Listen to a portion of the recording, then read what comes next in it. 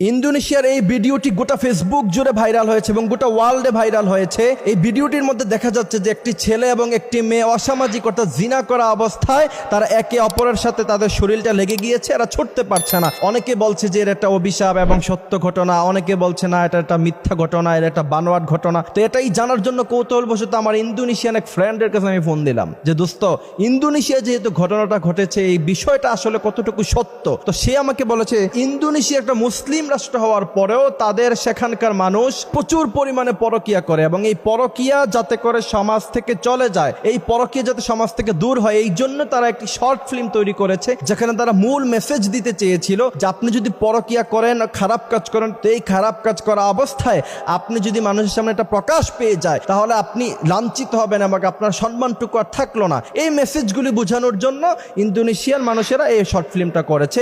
এটা মূলত একটা অভিনয় ছিল, এটা কোনো সত্য ঘটনা ছিল না। এইটা জানার কৌতূহল আমার সবচেয়ে বেশি লেগেছে এই কারণে, কারণ বিশ্বনবী সাল্লাল্লাহু আলাইহি ওয়াসাল্লাম তিনার উম্মতদের জন্য দোয়া করেছিলেন কয়েকটি দোয়া। তার মধ্যে একটা দোয়া ছিল আমার উম্মতরা যখন গুনাহ করবে, গুনাহ করার সাথে সাথে যেন আল্লাহ পাক তাদেরকে আযাব না দেয়। আপনি দেখেন অন্যান্য নবী আলাইহিস সালামের উম্মতেরা গুনাহ করেছে। ওয়ালুতান ইয ক্বালা লিকাওমিহি, লূত আলাইহিস সালামের উম্মতেরা যখন লাতাতুনাল ফাহিশা, এরা যখন ফাহিশা কাজের মধ্যে যুক্ত হয়ে গিয়েছিল, প্রচন্ড পরিমাণে এরা সমকামিতায় যখন লিপ্ত হয়ে গিয়েছিল, আল্লাহ পাক তখন তাদেরকে আকাশের মধ্যে এভাবে উঠায়া আবার জমিনের মধ্যে এমন ভাবে তাদেরকে আছাড় মেরেছে, গোটা উম্মত একসাথে ধ্বংস হয়ে গিয়েছে। তো মুহাম্মদ সাল্লাল্লাহু আলাইহি ওয়াসাল্লাম তিনার উম্মতদের অপরাধের কারণে এইভাবে সমূলে ধ্বংস করতে নিষেধ করেছেন। আরেকটি হচ্ছে কি, সাথে সাথে যেন আল্লাহ পাক আযাব না দেয়। আরেকটি দোয়া মুহাম্মদ সাল্লাল্লাহু আলাইহি ওয়াসাল্লাম করে গিয়েছিলেন যাতে করে উম্মতে মুহাম্মদের চেহারা বিকৃত না হয়ে যায়। এবং বিশ্বনবী সাল্লাল্লাহু আলাইহি ওয়াসাল্লামের আগের অনেক নবীদের উম্মতদের চেহারা বিকৃত হয়েছে।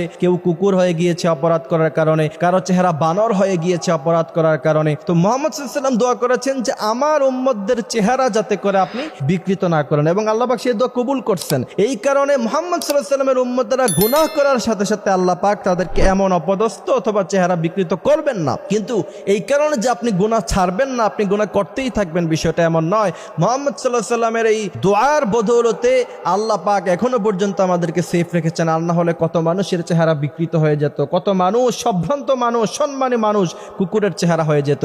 এই জন্য প্রিয় ভাইয়েরা আমার, অবশ্যই আমাদেরকে এই খারাপ কাজ থেকে এবং সমাজের অনৈতিক কাজ থেকে আমাদেরকে বিরত থাকতে হবে। জিনার ব্যাপারে আল্লাহ সুবহানাহু ওয়া তাআলা বলেছেন লা তাকরাবুজ জিনা ইন্নাহু কানা ফাহিশা, তোমরা তো জিনা করবাই না, জিনার নিকটবর্তীও তোমরা হয় না। জিনা এটা প্রচন্ড খারাপ জিনিস। পৃথিবীর মধ্যে দুইটা গুনাহ মানুষকে সবচাইতে বেশি লাঞ্ছিত করে, এক হচ্ছে টাকার লোভ আর একটা হচ্ছে এই খারাপ মেয়েদের নেশা, জিনার নেশা। এই জন্য প্রিয় ভাইয়েরা আমার, নিজের জীবনটাকে সেভ করতে হবে। এবং আপনি যদি ভাবেন যে আপনি পৃথিবীর যেই কোনো জায়গায় অবস্থান করছেন, আল্লাহ পাক আপনাকে দেখছে, আপনি যদি এটা হৃদয়ে ভাবতে পারেন একবারের জন্য, তাহলে আপনি জিনা কেন, আপনি কোনো গুনাহই তো করতে পারেন না। এই জন্য সবসময় ভাববেন যে আল্লাহ পাক আমাকে দেখছে, আমি সবসময় মনিটরিং এর মধ্যে আছি। কিরামান কাতিবিনা ইয়ালামুনা মা তাফআলুন, আপনি কি করেন না করেন কিরামান কাতিবিন কিন্তু দুই কাঁধ দিয়ে তিনারা লিখছেন।